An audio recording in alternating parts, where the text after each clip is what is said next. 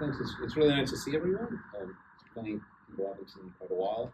To do something intellectual at the end of, as we go into reading week, our term, the first half of the term is over, and to do it in 3 dimensions as well, which is such a nice post-pandemic thing. Okay, I begin today with an exchange from one of my favorite ever television interviews, something that some of you may have heard from me before, particularly if I taught you Hegel, or you were at my inaugural lecture years ago, or you read the piece that I somehow managed to publish, which has this interview in it. In 1974, UK television host Michael Parkinson interviewed Muhammad Ali after the boxer had been named Sports Personality of the Year in the wake of defeating George Foreman to win back his title in the famous Rumble in the Jungle. Parkinson asks Ali if the recognition surprised him, and Ali responds, sounding almost sincere, that others probably deserve the award more because all he had done was, quote, go out and beat a man who had no skill, no class. The man fights like a woman. He's wild, no class, no science, and ugly. And I just don't know why they think I'm so great now because I beat George Foreman. Parkinson replies that Ali shouldn't disrespect Foreman in this way because Foreman had previously beaten Joe Frazier and Ken Norton, 2 fighters who had previously beaten Ali, and that Foreman not only beat them but demolished and destroyed them. But Ali answers that Foreman, quote, just hit him with a punch that they didn't recuperate from. And after the audience's laughter dies down, he explains that, quote, this is why the public are so dumb and ignorant to this point. And he recalls how former champion Sonny Liston had knocked out Floyd Patterson in the first round of their 2 fights, and then Ali fought Patterson twice, but didn't knock him out, but Ali still knocked out Sonny Liston. It's the style, he says. As any fight fan knows, it's the styles of the fighter that make the fight. Ali continues. See, these men, Joe Frazier, came out with his head in range. He's slow. He don't know how to lean back like I do. He don't know how to move. He got hit, and he don't have enough common sense to say, I'm hit, I better back up. You don't back up. He gets knocked down. You don't have enough sense to say millions of dollars are involved. My heavyweight title, I'm a little groggy. It's easier to get knocked down again. I need about 20 seconds to cool off. They can't think that much. So right away, he gets right up, and then, instead of retreating, he runs into another one. He gets knocked down. You don't realize I'm lucky. I got knocked down twice. I'm getting a 3rd chance. He gets up and runs right back into another one. He still hasn't woke up. Boy, I'm down for the 4th. He got knocked down 6 times. On the 6th time he got up, he walked right back into another one. Same with Ken Norton. Okay? Now the fact is that Foreman beat Frazier, but in a sense, Frazier, because of the limitations of his fighting style, which meant he always went forward and lacked the skill or even the temperament to retreat when he was in trouble, beat himself. Or perhaps the sense of the fight carries this ambiguity, since both perspectives, Foreman beat Frazier, Frazier beat himself, are true. But even if the facts lay elsewhere, even if it was Frazier who managed to get to Foreman first and knock him down and win the fight, in short, even if Frazier's style had worked, it would in no way change the sense of the fight, inasmuch as the sense is a matter of how the boxers' competing styles made the fight, regardless of its final outcome. Now, in contrast to all of this, Ali was not known as a hard puncher and could not fight in Foreman's or Frazier's style even if he wanted. But in his younger days, at least, he was able to fight with his hands down and invite his opponents to punch first, which made it easier for him to hit them because he was faster than them. Ali's style, his qualities and skills he brought to his fights, was in this way a direct consequence of how the singular differences that made him the fighter he was related to his opponents in terms of more or less speed, quickness, height, reach, and power, all of which allowed him to fight the way he did. Yet while these differences might be quantitative by virtue of invoking a greater or less, this does not mean that they can be measured or equalized by some sort of fixed scale of quantities.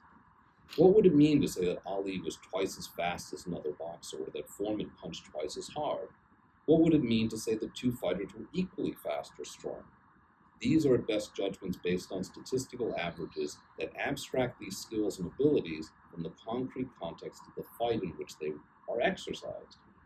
Indeed, what is notable about the famous rope-a-dope strategy Ali used to defeat Foreman is that while Foreman wasted most of his energy throwing wild haymakers that either missed Ali or hurt him much less than it appeared, Ali frequently hit Foreman with straight punches that Foreman walked onto that wore him down in a handful of rounds. In other words, within the concrete context of the actual fight, it was Ali who punched harder than Foreman. But this is because of the way their contrasting styles, forged in relation to the way these quantitative differences and variations manifested themselves in relations to others, and specifically the others being the opponents in the fight, other fighters, made the fight what it was. No one could have predicted that Ali would beat Foreman, and indeed most people thought he would lose. But once Ali won, the result and the reasons for it all made sense, and indeed seemed like a destiny. Ali kept saying it was his destiny to regain his title. As Deleuze explains in Difference and Repetition, destiny accords badly with determinism, but extremely well with freedom, and there is always freedom in any struggle such as the one described here, because this struggle always involves difference, and therefore power, resistance, inequality, reversal, and transmutation. I bring all of this up, not just because it's one of my favorite interviews, but because these various ideas of quantitative difference underpinning qualitative distinctness, of the determinacy of sense within the indeterminacy of victory and loss, or what Deleuze calls destiny without necessity, and of sense emerging from and defining the parameters of a clash of forces, which is effectively what Nietzsche offers as the definition of an event. He says an event is a clash of forces. All of these are key components of a transcendental empiricism.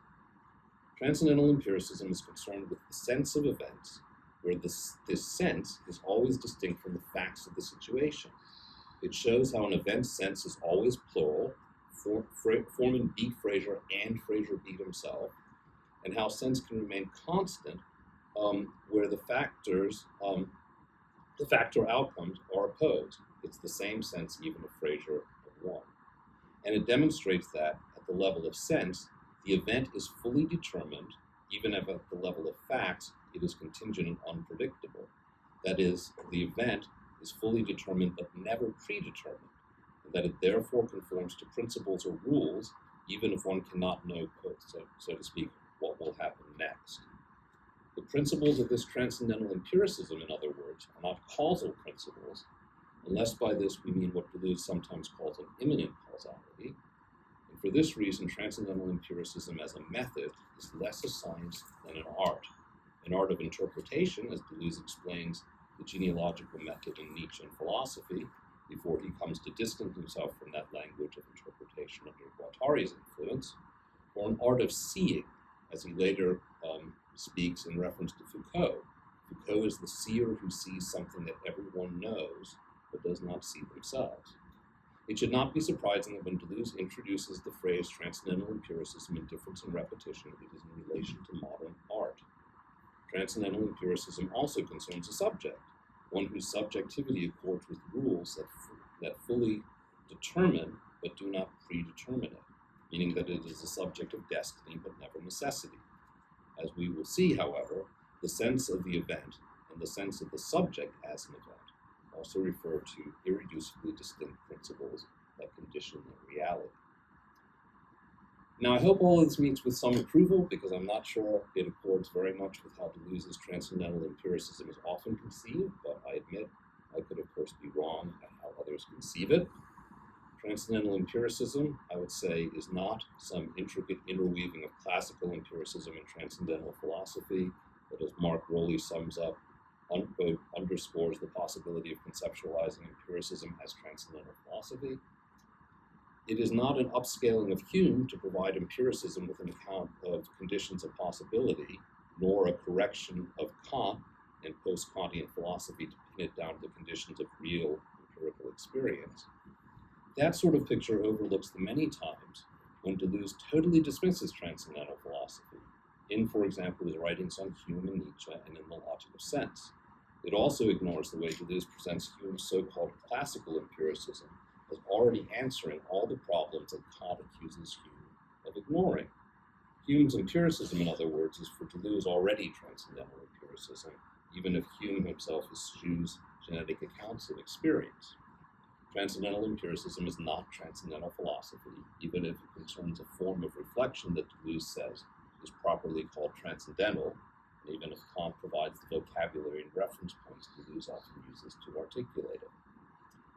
What I hope to demonstrate in this paper is that despite his posing the whole problem of a superior or transcendental empiricism in Kantian terms in both Nietzsche and philosophy and difference and repetition, Deleuze is not actually pursuing a post-Kantian philosophy. I'll add here, just to annoy a few people in the room, that it was never as Bergsonian as many people like to believe either. Can you see how they outed themselves within the first few minutes of this workshop? It's like they couldn't even. Maybe you didn't have the T-shirts that said "I'm a Bergsonian Deleuzian," like were dirty, but like they already knew who they were. And if you didn't know who they were, they made it clear. It's not as Bergsonian as you'd like to think either. Deleuze, at several points in his early works, does indicate that his aim is to take post-Kantian thought in a different direction, to pursue the same line of criticism that the post-Kantians directed Kant, namely that he fails to provide a genetic account or an account of the conditions of real rather than merely possible experience. But to take complete this post-Kantian project in a way that takes it away from Hegel's dialectical answer to these failures, where negation is used to secure some higher unity. Thus, in Nietzschean philosophy, Deleuze claims that Nietzsche's aim is to rival and complete Kant's critical project through a synthesis of forces that contest the Hegelian synthesis and must not be confused with it. Yet on the one hand, Deleuze seems to think clearly to think, similarly to Hegel, that this is not a transcendental project of finding conditions so much as a speculative project to develop an account of the absolute. Hence, he writes in his thesis on Spinoza that the post-Kantians were well placed to recognize in Spinoza's conception of substance the kind of genetic movement of self-development for which they sought anticipations everywhere. Transcendental empiricism in this regard is speculative rather than a transcendental philosophy, and Deleuze most certainly does not shrink from the idea that philosophy must engage in thinking absolute. But on the other hand, Deleuze frames this quite explicitly as an empirical endeavor.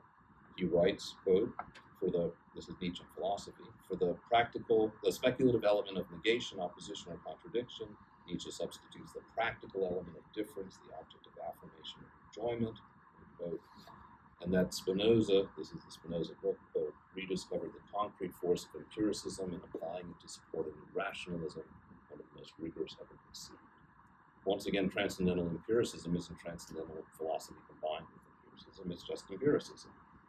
And as a speculative endeavor, it's empiricism too.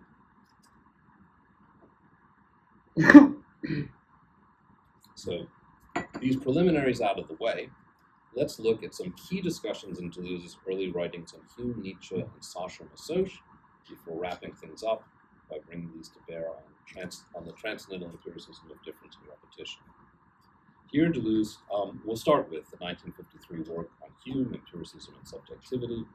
Here, Deleuze contends that what is common to all empiricisms is the assertion that relations are external to their terms, a thesis that is, of course, a defining feature of Bertrand Russell's turn away from Hegel. But Deleuze maintains that Hume is the originator of the thesis. The externality of relations is enough to rebut the portrayal of empiricism as an epistemological theory that holds all knowledge to emerge from experience, because it shows that empiricism was never concerned with the problem of judgment, of the inherence of predicates in their subjects in the first place. The dismissal of it that empiricism refutes itself by ending in this very skepticism that Hume had no issue affirming rests on a confusion of empiricism's focus on conjunction and the priority it gives to and, with rationalism's aspiration to inherence and the unity of being. Hume thus, quote, and this is actually a quote from the Hume essay in Desert Islands rather than from Empiricism and Subjectivity itself. Hume thus, quote, deserves the credit for breaking the bonds imposed by the form of judgment of attribution, for making possible an autonomous logic of relations and discovering a conjunctive world of atoms and relations whose ulterior development can be seen in Russell's and modern logic. Relations are, after all, conjunctions themselves. End quote. The relations that comprise the principles of association for Hume move the mind habitually or customarily from one distinct idea to another, but an association's necessity is simply a product of fancy or imagination and cannot be grounded in experience or derived from reason. The experience of two things that resemble each other is not enough to show that resemblance is a relation, and reason gives us no mechanism to penetrate into the nature of things so as to perceive a principle on which they mutually affect each other. So empiricism is not a theory of knowledge. It is instead concerned with how the subject, which transcends the given, is constituted from within the given, with the problem of how the mind can unite, as Hume quote, its heap or collection of different perceptions by certain relations, so as to suppose, though falsely, to be endowed with a perfect simplicity and identity. For Hume, the principles by which the mind becomes consistent, the principles, Deleuze says, by which the mind becomes a nature, are not extensive principles of association, but rather intensive principles of the passions, as understanding emerges from a motivation and hence a passion. And this entails that in empiricism's account of how the subject emerges from, and this entails that in empiricism's account of how the subject emerges from the given, it refuses the move made by Kantian transcendental philosophy, which holds that the principles by which the subject is given must be the same as those by which the given is given. Transcendental philosophy insists that experience can only conform to our subjective principles if it is subjected to the same kind of principles that allow our subjectivity to go beyond the given and established rules for it. The cinnabar can call to mind and move us from redness to an associated heaviness, because the reproducibility imposed by the transcendental imagination governs both how we become a subject and how the cinnabar is given to us. The result is that, this is a quote from Empiricism and Subjectivity, quote, for Kant, relations depend on the nature of things, in the sense that as phenomena, things presuppose a synthesis whose source is the same as the source of the relations. Unquote.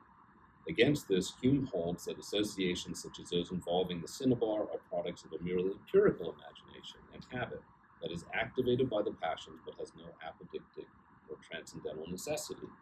Consequently, empiricism maintains a distinction between ideas and experience, or between ideas that may, on Hume's terms, be copies of atomic experiences, and a distinction between that and the way these are collected into a system called the subject.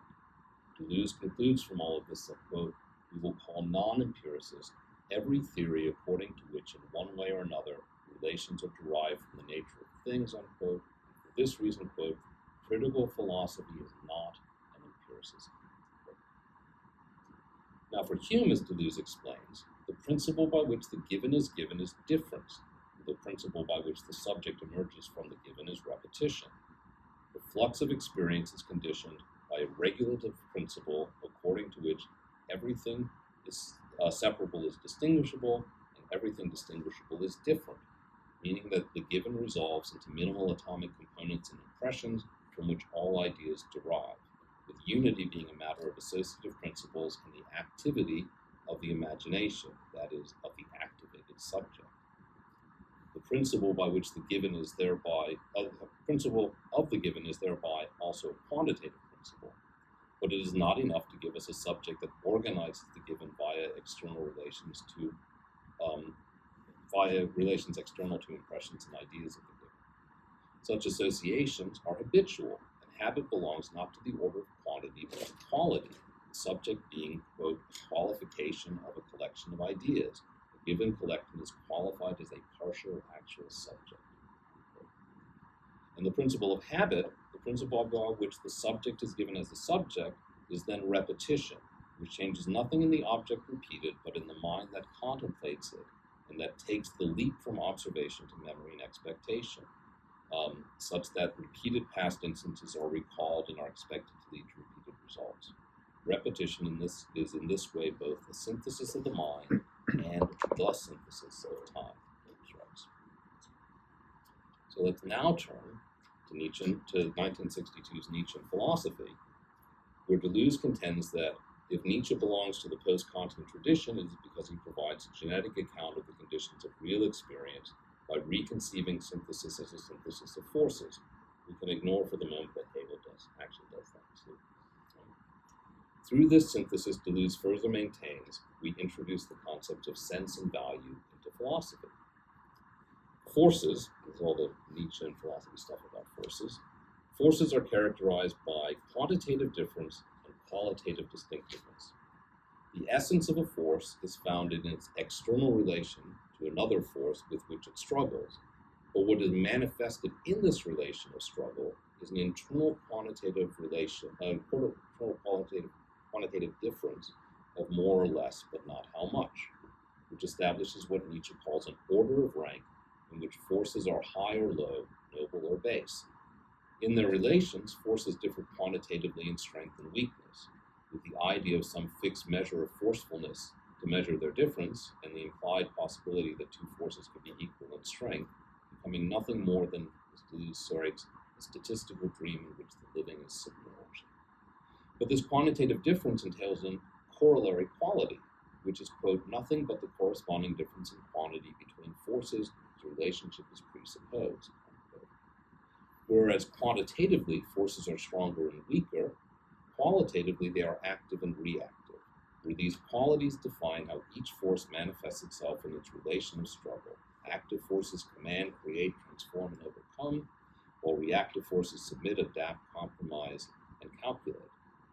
There is nevertheless a close internal link between difference in quantity and quality. Quality is difference in quantity itself, insofar as it pertains to forces considered as distinct and externally related, expressing the moment of each force's independence from all others, entailed by the constitutive nature of their singular internal differences. While difference in quantity proper relates to the internal constitutive difference that, in relations to others, manifests as the inequality between forces. If I may be allowed to employ some dialectical terms that could be helpful in explaining that possibly senseless statement I just made, we could say that a force's quantitative difference expresses what it is in its being for others, while its quality expresses its being for itself. All this returns us to the issue of empiricism, since philosophy examines the sense that emerges from forces in their struggle. This examination is complicated by the way reactive forces can triumph over active forces without ceasing to be weak and reactive, such that their victory in no way makes them dominant. Assessing these forces thereby involves, quote, the art of interpreting difference in quality independent of fact, making this endeavor an empiricism but not a positivism. But there is more to this Nietzschean empiricist endeavor in the weighing of ordered quantities and the interpretation of individual qualities, as, quote, the relations of forces remain indeterminate unless an element which is capable of determining them from a double point of view is added to force itself. Before, so to speak, force's inner difference is different from others, it is different in itself.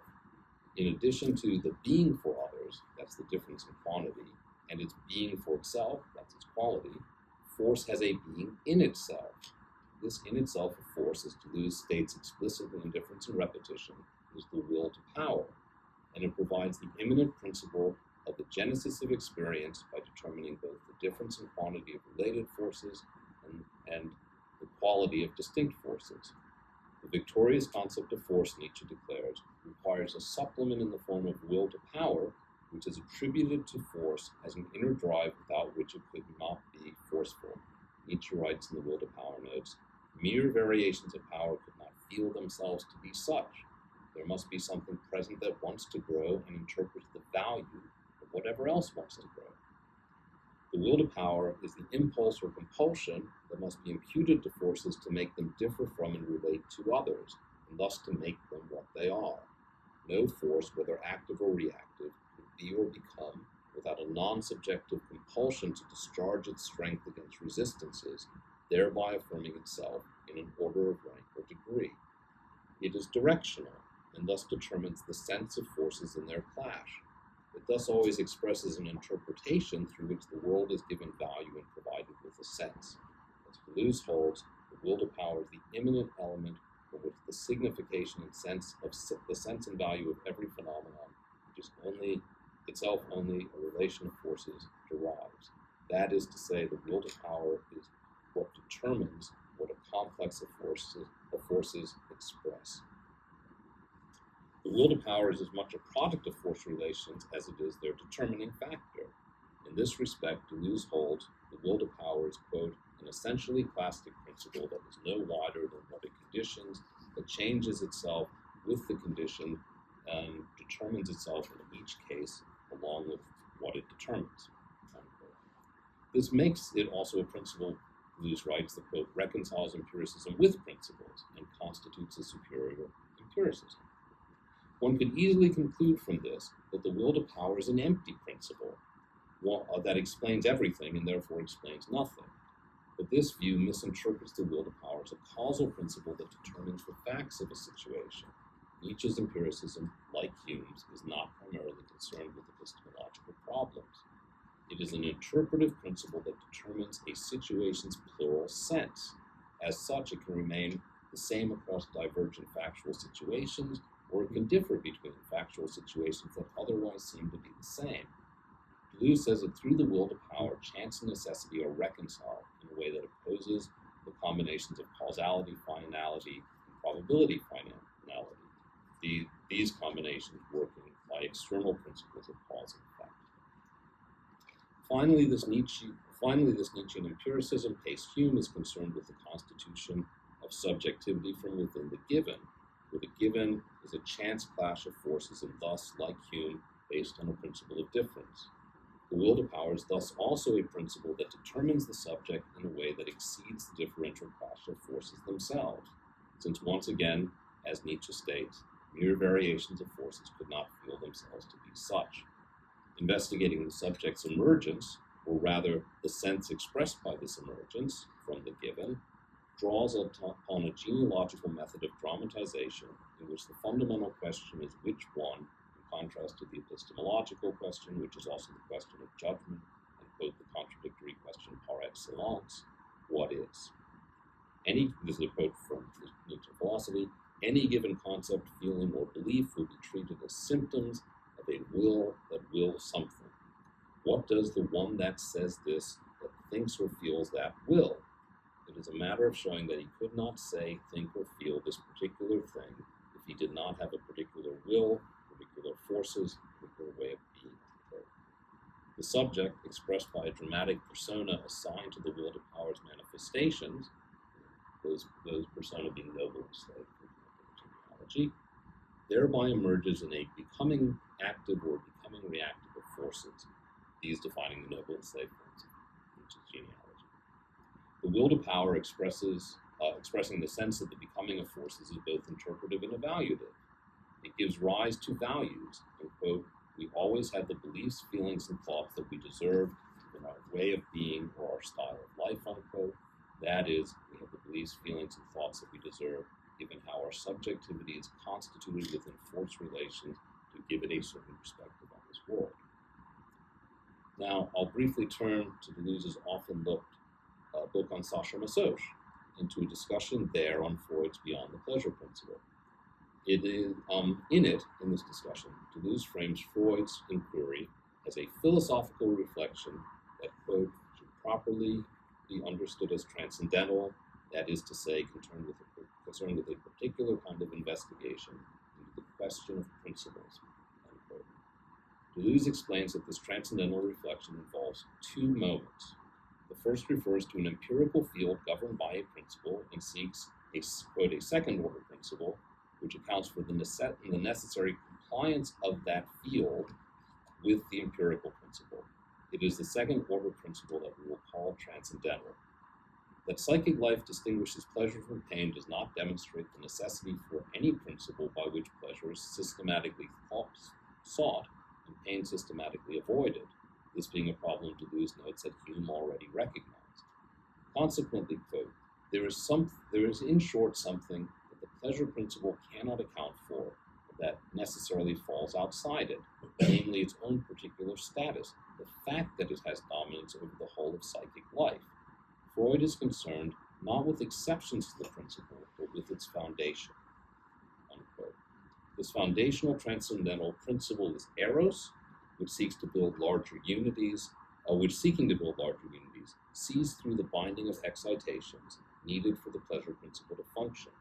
Quote, it is the binding process which makes pleasure as the principle of mental life possible. Eros thus emerges as the foundation of the pleasure principle, as the second order principle that allows the pleasure principle to function in the empirical domain of psychic life. But the second moment of transcendental reflection goes beyond this grounding of the empirical and seeks, quote, the absolutely unconditioned, the groundless, from which the ground itself emerged. For its transcendental reflection thereby discovers thanatos as the absolute groundlessness, from which Eros is given. It is a demonic repetition that Eros must bind by its own repetition. And Freud says that the individual who repeats experiences that can never have been pleasurable seems as if, quote, possessed by some demonic power. That's a quote from Beyond the Pleasure Principle. This is the speculative moment of Freud's thought, the death instinct being the product of speculation that Freud justifies because of the limitations of observation to explain the repetition phenomenon. But as Deleuze will indicate when he discusses thanatos and difference in repetition, its being speculative is in no way divorced from the practical or empirical. Indeed, the opposite is the case. Deleuze thus holds in difference and repetition that virtual problems that never come ready-made are both practical and speculative. And he says the same about problems that find their solutions in learning. In contrast, he holds that problems that lose their speculative element become, quote, a kind of radio quiz. Transcendental reflection may approach the speculative and absolute, but it does so in a way that ensures the immanence of this absolute groundlessness to the empirical. Deleuze, let's go back to Coldness and Cruelty. Deleuze holds in Coldness and Cruelty that Eros and Thanatos' repetitions are each in and of itself a synthesis of time, a transcendental synthesis. That's a quote. In this regard, they are bound up with the constitution of the subject. Eros' binding is a synthesis of the present that constitutes the weightiness of the past that, along with the present, shapes the future through anticipation. In this way, and consistent with the transcendental perspective, both past, present, and future are constituted in time simultaneously, even though they are naturally experienced in succession. Eros' repetition is, quote, a repetition of the moment of excitation, the moment of the emergence of life. Repetition is what holds together the instant, it constitutes simultaneity. Thanatos' repetition is a repetition of negation or erasure that, quote, repeats what was before the instant, before excitation disturbed the indifference of the inexcitable and life-stirred, the animate from its sleep. The second repetition of Thanatos constitutes the past, but not the past of Eros that weighs upon the present. By virtue of being absolutely before Eros in life, Thanatos constitutes a pure past that was never present. Deleuze adds here that there must be a third repetition. There's always three, right?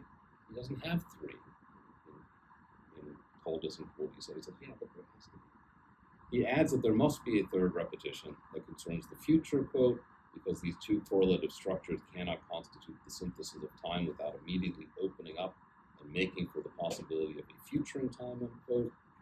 This is a future not of anticipation in the present, but of openness, a future, he says, that saves or fails to save depending on the modes of combination of the other two repetitions. Hence, the decisive role of transference is a progressive repetition which liberates and saves or fails. This third futural repetition is, of course, what difference and repetition associates with the death instinct, Eros being associated with the repetition of the pure past. Don't worry, it's finished. I will finish up this paper by bringing various strands of empiricism and transcendental reflection as outlined in these earlier works to bear on difference and repetition, where Deleuze introduces the idea of a transcendental empiricism or science of the sensible. This will no doubt all come too quickly, but what I want to do here is show how some of the key points where the text transcendental, I should practice this better. What I want to do here is show how some of the key points where the text transcendental empiricism, put all these previously examined ideas into its practice. I I start with intensity and its role in the asymmetric synthesis of the sensible. That's chapter 5. It is the encounter with intensity, Deleuze had earlier argued, that initiates the transcendent exercise of the faculties that accords with the transcendental empiricism. Intensity, by the way, was also earlier characterized in the text, or associated in the text directly with Nietzsche's will to power in itself of difference. Back to chapter 5. Intensity as difference is not the given, but rather, quote, that by which the given is given, unquote. It is a transcendental rather than scientific principle, he says, but as such, and as intensive quantity, quote, it does not govern any domain, but gives that domain to be governed to an empirical principle. It accounts for the subjection of a domain to a principle. Transcendental principle is that which makes the empirical subjective to principles. That is to say, intensity ensures that an empirical domain, understood as a, quote, qualified and extended partial system, is governed by rules. It does so because intensity, as an intensive spatium of the depths of the sensible, manifests spatio-temporal dynamisms hidden within constituted quantities and extensities. These intensive dynamisms, which implicate intensities, and the extensities which explicate them, shape the extended space and time in which empirical principles operate, and in doing so, this is a quote from the Method of Dramatization essay, quote, determine any concept's divisions and specifications in a material system beneath all possible representations. Proceeding in this way, the spatial-temporal dynamisms undergird the perspectives that determine how ideas are actualized, expressing a will to power that interprets and evaluates. Deleuze explains that it is not the enormous size of the physical object that allows it to dominate our perspective, but the intensity wrapped up in the encounter with it, which can always be displaced by another encounter. So let's look at an example of that. I stand in awe before the sublime power of the colossal work of nature or humanity, until my partner whispers something in my ear, the intensity of which makes that enormous object immediately fade into insignificance. That's what an encounter with intensity does. Encounters with intensity shape and reshape the space and time of our perceptual field, so as to determine the manner in which we perceive objects as dominating our perceptual field or not, and the manner in which we perceive objects, and the manner in which we bring our thinking to bear upon them in a principled manner. All my ideas are actualized when it's the colossal work of nature or man that's dominating my perception versus my partner and what she said, right? How those ideas are brought to bear upon those experiences are different. They're shaped by the intensity of the encounter, right? And therefore they are submitted to an empirical domain, which is standing in front of their one partner whispers. Right?